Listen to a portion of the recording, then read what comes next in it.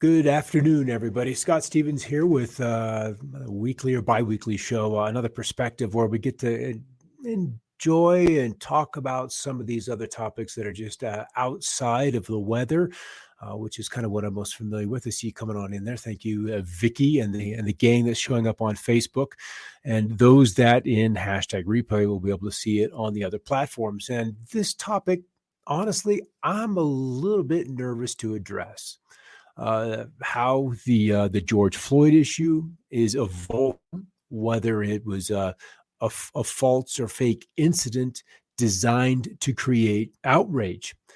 And as you kind of go through life and become a little older, it almost gets to the point where it truly doesn't matter if it was fake, false flag, or an organic experience. Because even if the false flaggers, if we want to call them that, they are taking advantage or using an already hot issue to bring about a change. And so the question then larger is, what is the larger agenda? And this is kind of where I want to go with this, because there is never a time when an incident as large as this and as polarizing as this is that cannot be used to bring about change for the betterment of all of us. Hey, Robin, Risa, Vicky's back, and Luna Rose. Glad to see you all there. Yeah, Luna with a hashtag false flag attack. And it's hard to imagine that, from the evidence I have seen, that there aren't questions as to the circumstances surrounding this event, because there's obviously something going on there. But nevertheless, it has brought us to a point where we're having to address a long-standing issue, and that is the police and what we do with the police and what the police have done to us, whether white, black, brown, rich, poor. There is an issue, a friction that always exists when you see the lights go on behind you. Even as a law-abiding citizen, regardless of color, your stomach doesn't come up into your throat or dropping down deep, because you're excited for the experience. It's like, okay, what do I have to do to get through this and remain in one piece? What is this experience going to cost me? What can go wrong? What can go right? And on YouTube, there are many experiences where it goes terribly wrong. And then there are others where it's like, oh, that worked out. I didn't expect to see that one happen. And it really depends in so many ways on how that officer addresses the situation. So I want to, we're kind of on the verge of literally an aspect of revolution in this country. And we're going to come on up here, and I'm going to share the screen. And Vicky, for you this morning, we go to screen share, and then in the far right corner, there's either a big button or, with the two characters right there and on the side, and you begin to share with me in the picture-in-picture. Both work. All right, the people are under arms tonight because they hope for justice tomorrow. Some go about saying it is not worthwhile, but this is because they vaguely sense that this insurrection threatens many things that would continue to stand if all took place otherwise. And deeper in the book, The Plague, written by Camus in 1947, a book that I had to read for college, and I'll be honest with you, it took me a little work to get through. And I was so fascinated by it that I even read it outside of school so I could finish it. I could digest it without the pressure of, when you have to do something for class, you got to pay attention, and rather than just enjoying it or reading it to enjoy it. But it was The Plague, and it was about a situation where in Algiers, where this author, Camus, was located, and he wrote the book in 1947, that results in an insurrection due to quarantine, and then the military having to stomp out the plague that was impacting that area. So what I really want to do, and kind of why I'm partially a little nervous for this show, because we've all had experiences with cops, and I know that even on the show right now we have someone. Vicky has some experience with that. But what kind of got my attention, and I've evolved how I've thought about this over the last, indeed, 48 hours, because this experience with George Floyd, with Minneapolis, with the Minneapolis PD, and then how this insurrection, if you want to use those words, has spread across this country and indeed across the planet, that we all have felt those of us that are at least in our 20s and 30s, how the police state has more greatly impacted our lives year after year after year. That what felt like, whether it was or not, is still up for debate, a free country now necessarily isn't so. And I'll be honest with you, there are states that I would be, as a white man, but just as an out-of-state person, not be comfortable traversing because of civil asset forfeiture laws. Louisiana, one of them. Tennessee, potentially another. Oklahoma, certainly another. These are states that I would have trepidation entering those borders. And I have lived in Oklahoma, but when you realize the power that, whether it's the state legislature or they has been granted them by federal edict, by what they call statute laws, that they can empty your debit card just from a device. That to me is not cool. That is not cool. So this is something that I would honestly be concerned about. Now, losing your life is a whole nother situation. So Minneapolis city council members announced an intent to disband the Minneapolis Police Department. And this was a city council vote of, out of 13 members, they have a veto-proof vote of 9 to, what would that be, 4, 9-4. And so they can overrule the mayor's veto. They've got that kind of a two-thirds majority, supermajority. And there's another aspect of this. Even though they may want to do that, there are still conditions upon Minneapolis's ability to claw back the money that is spent, because there's already laws on the books that tied to the population of Minneapolis that there has to be a police force commensurate in size to the population of Minneapolis. And right now that number is about 700, upper 700, 790 somewhat. Whereas right now MSP has 888 law enforcement officers on the payroll that are uniformed and at work. So how would you go about this? I'm just going to kind of roll up through Twitter, because I kind of spent the night last night watching the riots, partially me being disgusted at how violent they had gotten, but then realizing that this is not a new issue. This is absolutely not a new problem. And just my previous experience with not wanting to drive through states because of the militarization, the aggressive resource, stealing. You 5 miles an hour over the speed limit, 2 miles an hour over the speed limit. In some ways, it doesn't matter what your offense may be. In their eyes, a probable cause or a reason to pull someone over is simply enough. And once they have you, how do you get that hook out of your mouth? So, Josh Cohen, wow, I'm interested to see what they may replace it with, and hopefully we can see a successful model for the rest of the country. And I'm kind of like, I'm with that. What happens? How would you disband a police department? Who do you call if you need a 911? Who do you, how would you go about that process? And I'm very curious about Luna Rose.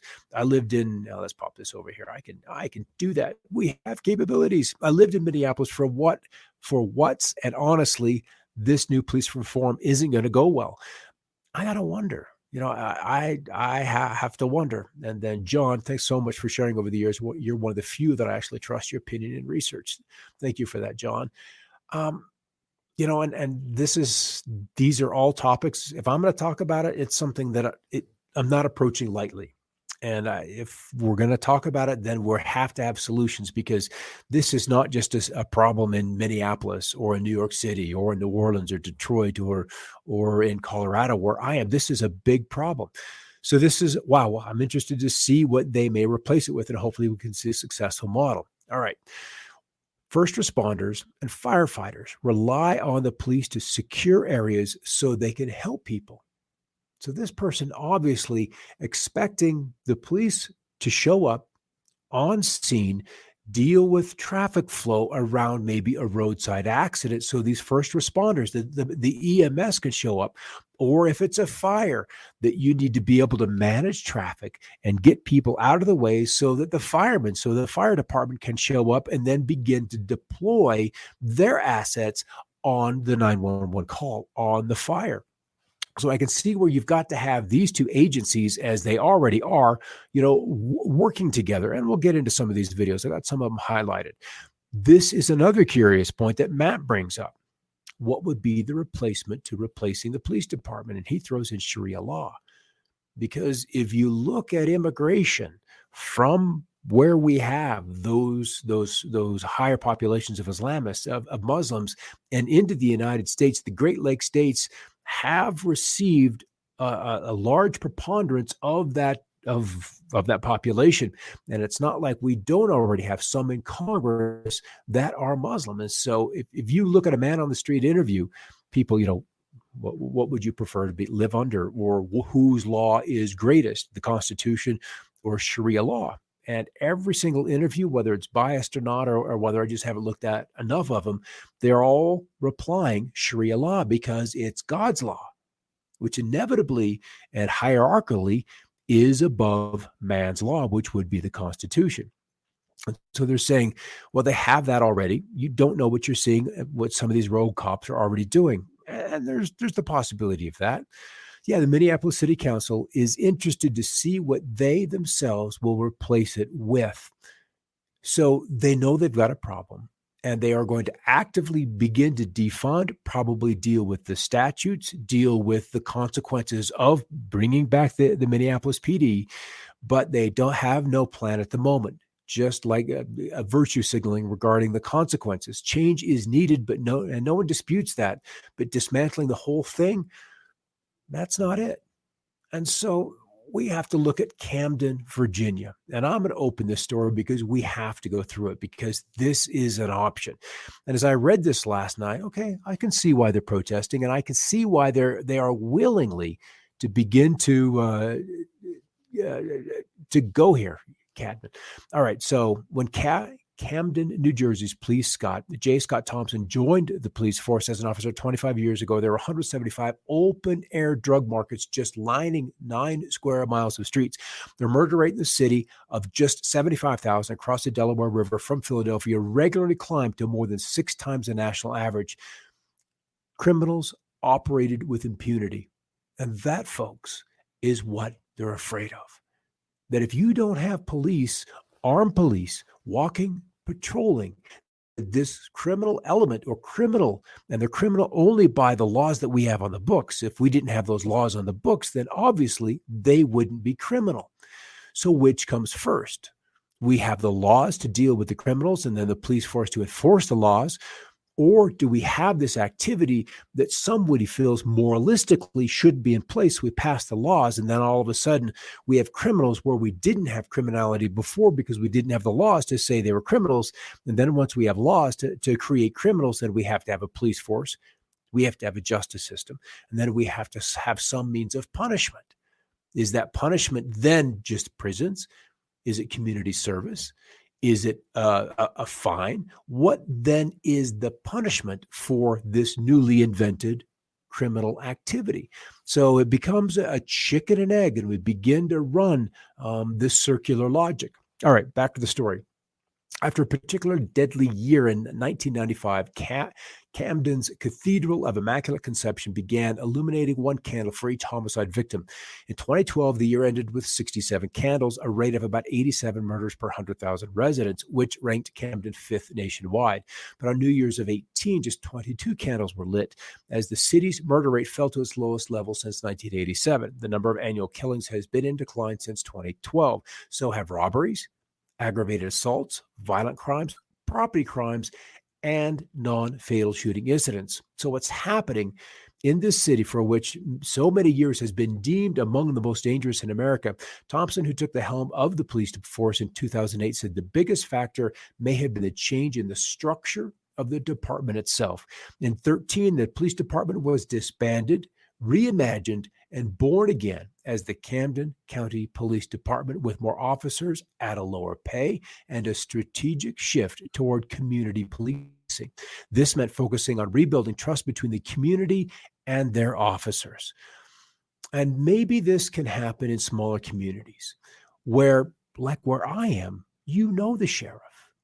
you know the deputies. There is a relationship. And when you have a relationship with that police force, then you can begin to have a free flowing of information so those in the neighborhoods can communicate the problems, real or perceived or real or imagined. The cop is going to have enough interaction with the community that can begin to discern what is really happening.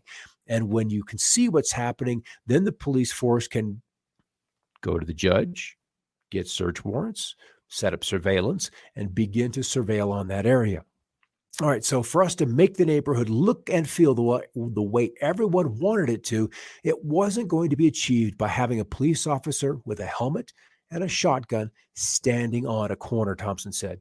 Now, he wants his officers to, quote, to identify more with being a police corps than with special forces. So the conversation with Thompson about community policing is likely to involve many such catchy maxims. Destabilized communities, he told me, need guardians, not warriors. He explained that the Back to the Future paradox, to use technology wisely but pair it with regular old-fashioned bobbies on the street. And he stressed the idea of public safety is about access to social services, economic rejuvenation, and good schools, not just cops. And he says, nothing stops a bullet like a job. Like a job. And so when you have a community that prospers, a community where they're invested in their jobs, it begins to make things. So, it's more like a protect and serve approach dealing with residents rather than kicking down doors and locking your way out of the problem, said Moran. There's some really good quotes down here that I may or may not get to, but the community, it became a community responsive to the criminal justice system. He enumerates on some core principles to get people on your side, such as a police officer. Be transparent about why you're pulling them over. Sell the stop and explain how your job works. Knock on doors, walk on the streets. In Camden, that approach seems to be showing results. So we're beginning to see some communities that have come to the end of the road, where what they have used in the past simply wasn't working any longer. So they had to find another solution. Camden tried it, and the violent rate in Camden, and this is a contrary report, is 16,380 per 100,000 people. That is still 344% higher than the national rate of 368.9 per 100,000 people. So it doesn't answer everything. And to be fair to Camden, the process is evolving. It's just underway. But when the new police officer stepped in and just realizing what we've been doing is not working, and so we've got to come up with a different kind of solution. So the question is, will 911 still work? Isn't that the question? So I'm going to trust that you can hear this, and we're going to start this over because this is kind of a rather curious commentary between these two, and I will maximize it so we can get a little better view. All right. I don't know if you could hear that. Yes, no. Luna said no, but I can post it on the story, on the storyboard of this once we're done. But what she's basically saying is that what we do instead of just having one homogenized police force to respond to every single call, doesn't matter. And it was funny because Vicky, we had a discussion a couple of weeks ago that your beat cops have to deal with humanity's garbage. You're just in garbage. You every little domestic call, every fight, every drunken encounter, with fights between property lines, between mowing and not mowing, with the crap. And so they become the garbage men. And so if every call you get to go out on is that kind of call, it would be exhausting. You would just be mentally exhausting. And I can certainly get to that, and I can understand why that you've got your temper when maybe the rest of us have got this much patience that, the somebody that shows up is, just only has this much left. But what the gals were saying was that we largely had to send out and deploy a different kind of person to go to these responses. And that's what is important. So I'm not from the U.S., but as an outsider, I'll say this. Demilitarized policing is the start. Ditch the gas masks first, and then you can't use tear gas. Then have every police officer have their number on their shoulder and helmet. And this guy seems to think, Andrew, that this is a starting point. And then the other one, Pax Hart, I'm pretty sure this is how they got Muslim-controlled no-go zones in France and Sweden. And they have those zones, and they weren't there 10 years ago. So that is, this could be an issue. And when you have that population, as we mentioned, that's interested in getting Sharia law in place, if you take out the police and you realign what their calls will be, there may be some calls that they just don't want to take. All right. So this other person, if cops shoot tear gas at you, that's crowd control. But if you pick it up and throw it back, that's assault with a deadly weapon. And so this is something where there's two tiers of justice, two tiers straight up. I do something, it's one thing. If they do something, it's another. If I were to take the life of a person and they're to take the life of a person, what's the difference? What truly is the difference? And so it's not like that they're not with us, and you probably can't hear that. But we end up with an aspect of the population, of the police force, where they want to show solidarity, that they recognize that there's a problem. And so they'll, in a way, take the knee. And just, in a way, it's true submission to the protesters, that an aspect of their grievances is as absolutely valid. And, you can't argue with that. All right. This is pretty wild, but we also can't wait for social scientists and criminologists to study the effects over time of going forward to try to see what might work for best for the communities such as Minneapolis City. For the Minneapolis City Council members and announce their intent to disband the police department. And this, for me, is a truly grand experiment.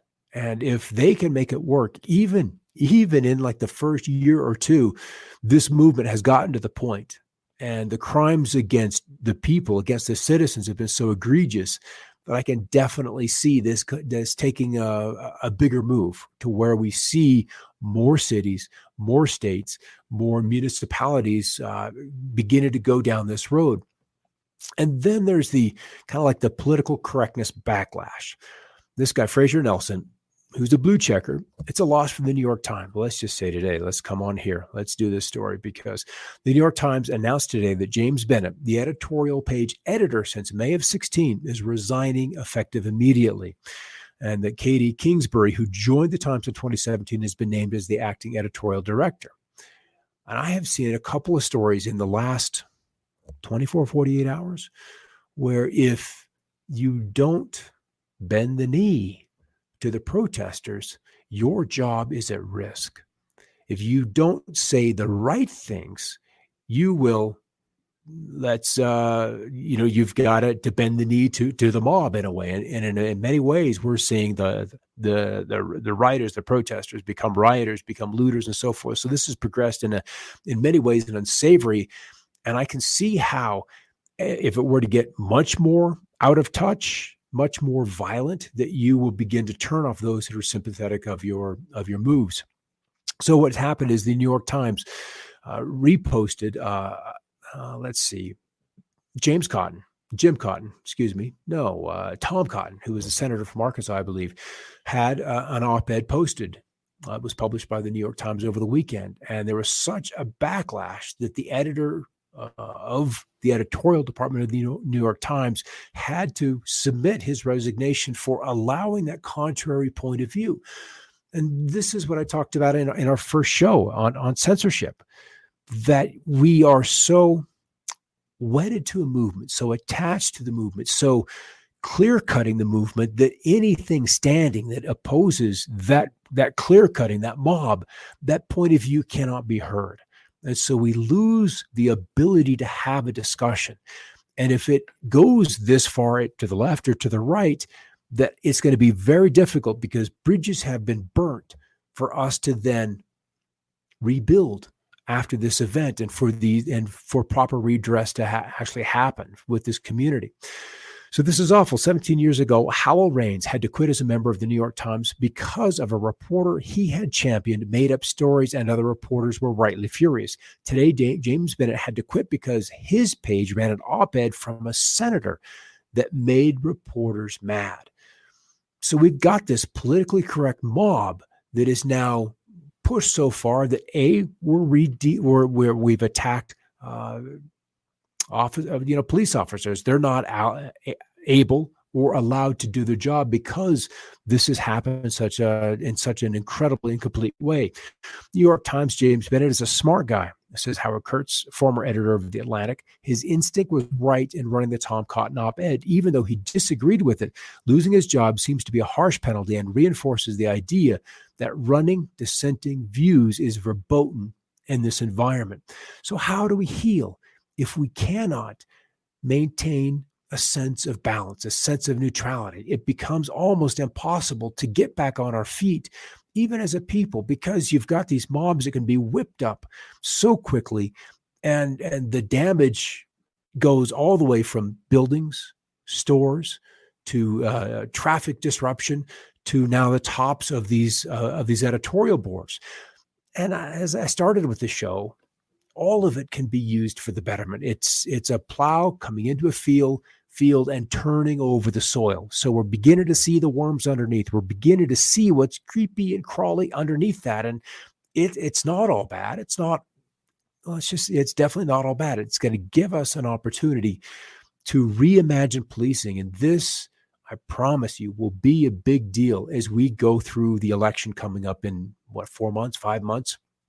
And with Joe Biden, that candidate who was a huge advocate of the mid-1990s police bill, that's going to be something that he's going to have to dance very clearly around, because there's a lot of footage of him on the floor of the Senate arguing for the passage of the bill and the police and the prison reform, which obviously has to happen. California, 3 strikes, you're out. When judges are given an ultimatum, when somebody comes before them at the bench, and they don't have a choice because it may be their third offense. And if you're dealing with police corruption, what is truly their third offense? The judges are bound, and so they're stuck to the letter of the law rather than using what would be their given authority to discern what is proper and right for those in front of the bench. And that would be the spirit of the law, the little bit of humanity. And the code, the U.S. code and these state codes for these offenses is too strict. And that has overflowed our prisons and given the judges no ability for leniency, for mercy, for other options which may be better serving, which would obviously be better serving the community. All right, everybody, that's probably where we are for the day. And I know I'll be back on Wednesday. We'll talk about this a little bit more, depending on where the discussion ends up. But regardless, as we move through this election season, this is absolutely going to be one of those hot button topics. And I really would like to see community policing come to fruition. Maybe the consciousness of this society and other societies, other countries, whether it's Britain, Australia, France, Italy, that we can move to a more police officer kind of option. Maybe that's a little too Pollyanna, and maybe it won't work. Maybe the crisis with the economy and the militarization of the police has just gotten too far, and this thing has to blow up a little bit harder before we'll back off it, and then allow these other softer solutions where we can personally take a little more responsibility for our actions out of the street. It's curious. I just saw a video today of these protesters, throwing a rock at a car. He went by. The guy in the vehicle was not happy about it, so he did a U-turn, came back up, and what did the protesters do? They wanted to call the police to help them out of a situation that they created. So we're so used to social media, we're so used to mouthing off and literally smacking people through social media and not expecting any repercussions. But in the real world, sometimes repercussions can happen far more quickly than you would expect. All right, everybody, keep looking up, and we'll see you. We'll see you on Wednesday. We'll do the little weather show coming up at 7:00 tonight, Mountain Time, where we've got a tropical storm that headed on in there. In fact, I'm going to show you this freaky old cloud. Look at this guy. Somebody shared that. It was a couple of days ago. I have no explanation for that kind of a cloud formation. All that tells me is something is going on in the world that is bigger than our imagination has yet to grasp. And whether it's clouds, whether it's a police on the street, or just the state of the world of 2020, which is breaking all convention, we got to go through it together. All right, everybody, take care. I'll see you soon.